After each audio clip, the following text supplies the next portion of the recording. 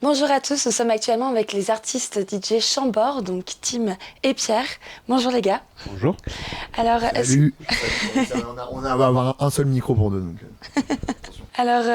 vous avez joué récemment à la Poya. On rappelle, vous faites de la house principalement, donc de la musique électronique.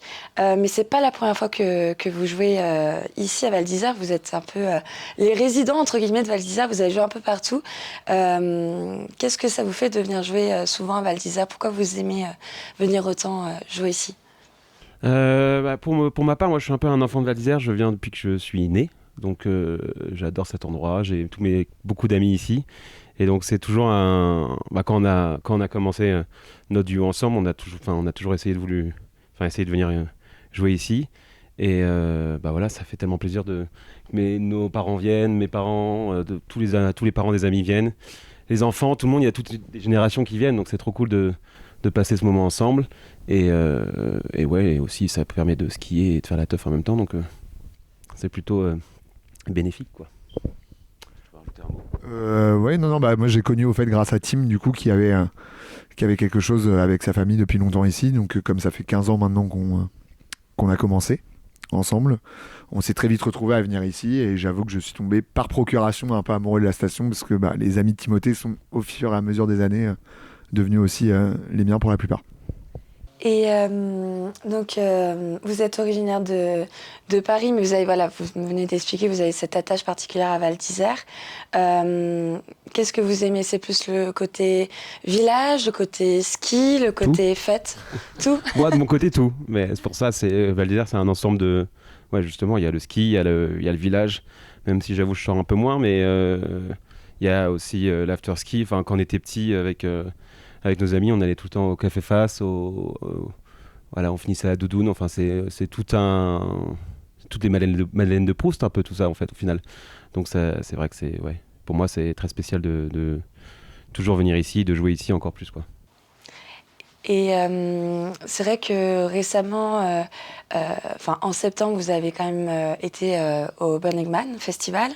Vous avez pas mal fait de grandes scènes. Vous êtes quand même des Français qui commencent à se faire une place dans le milieu de la house. Vous allez aussi jouer bientôt au Mexique. Vous allez jouer aussi à Berlin, à Dubaï. Vous m'avez dit un peu tout ça. Est-ce que vous pouvez me parler un peu de votre carrière, justement, de cet élan, exactement. Bah ça a mis quand même pas mal de temps. Donc on arrive après un long processus à commencer à avoir quelque chose qui tient la route. Parce qu'on a mis 10 ans à peu près à tourner à l'international. Le Covid n'a pas aidé à la base et au final c'est ça qui a permis de faire un tremplin et on tourne vraiment on va dire depuis le Covid, donc ça va faire à peu près 4 ans maintenant. Et non, c'est toujours très sympa d'être booké un peu dans le monde entier pour sa musique. Et en fonction des fêtes, effectivement, genre de jouer à Val d'Isère ne sera complètement différent de quand tu joues à Toulouse sur une plage en extérieur. Enfin, toutes les soirées sont extrêmement différentes. Et c'est pour ça que du coup, quand tu tombes sur une soirée magique ou quelque chose de vraiment intéressant qui sort du lot, là, ça devient exceptionnel. Et comment vous travaillez un peu, c'est vrai que le milieu de la musique électronique commence vraiment à se développer, etc., notamment la house qui devient de plus en plus accessible au public. Comment vous pourrez définir votre musique, comment vous adaptez et vous essayez de vous trouver une place dans ce milieu? Waouh. Technique, hein. Ouais. Comment on trouve une place dans ce milieu? Bah ouais, comme disait Pierre, c'est un long travail. Donc je pense que déjà on a moi j'aime bien parler de notre pyramide. On a notre base de pyramide qui est très solide. Donc ouais, on a fait quasiment 15 ans de DJing. Production, on est pas loin, on est quasiment à 10 ans.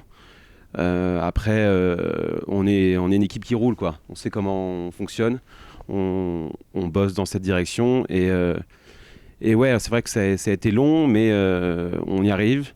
Et là, tout ce qui arrive, c'est que du positif. Et on a déjà fait des trucs qui sont géniaux. Ouais, donc voilà, maintenant, c'est que du bonheur, quoi. Et donc là, vous avez d'autres... quels sont vos prochains projets là, pour ces semaines ou ces mois à venir? Parce que vous êtes déjà booké un peu partout. Est-ce que vous pouvez me parler un peu de votre agenda, vos projets aussi? Bah là, du coup, oui, on va passer de très froid à très chaud d'ici 4 jours, puisque nous serons à Tulum, au Mexique. qui est un peu un passage obligé au mois de janvier, comme Ibiza peut l'être l'été, comme on le connaît en Europe. Et ensuite, on va lancer pour la première fois la partie de notre, la partie de notre label, pardon, donc la première fête, qui sera à Paris, avec beaucoup d'artistes que nous aimons qui sont sortis sur le label. Parce qu'on a aussi en parallèle monté un label il y a 3 ans qui était un petit rêve de gosse. Donc ce sera la première fête qu'on va faire avec des amis aussi de longue date. On est très comment dire, on est très, j'ai pas le mot parce qu'il est tôt. C'est de la convivialité. On est très long-termiste et nous sommes très fidèles. Voilà, c'est ça que je cherchais, pardon. Nous sommes très fidèles, que ce soit en termes d'endroits qu'on aime bien ou de personnes que nous aimons bien et que nous considérons depuis longtemps. Donc pour la plupart, ce seront des amis aussi artistes et DJ avec qui on a l'habitude de collaborer et travailler depuis quasiment une dizaine d'années maintenant aussi. Et en termes de... est-ce qu'on pourra vous retrouver dans certains festivals français cet été Ouais, en France, donc là on fait le Cabaret Sauvage donc le 31 janvier à Paris, et normalement on joue à Marvelous, c'est toi qui connais la date. Le week-end du 7-8 juin, donc le dimanche, le 8 je crois. Le dimanche 8 juin, vers la fin du festival, je pense. Voilà. Et vous comptez revenir bientôt sur Val d'Isère ou... On y travaille. Non, moi c'est plutôt une organisation avec la famille pour avoir l'appartement, le chalet. Mais normalement on revient fin mars et on essaye de revenir pour la fermeture parce que on aime bien venir pour la fermeture, c'est toujours marrant. On bosse, on joue avec le Signal là-haut. Quand il fait beau c'est quand même exceptionnel. Même quand il fait pas beau c'est quand même très drôle. Et après on fait une petite poya pour finir pour la fermeture et voilà. Mais oui, on essaye de revenir au moins l'hiver 3 fois par an, et moi j'ai aussi la chance de venir l'été et j'adore aussi, donc voilà. Et donc on vous retrouvera au plus tard pour le closing sur Val d'Isère, et après on peut aussi vous retrouver sur différents événements en France ou à l'étranger. Et puis merci beaucoup en tout cas d'avoir été avec nous. Merci beaucoup. Merci, à bientôt Val.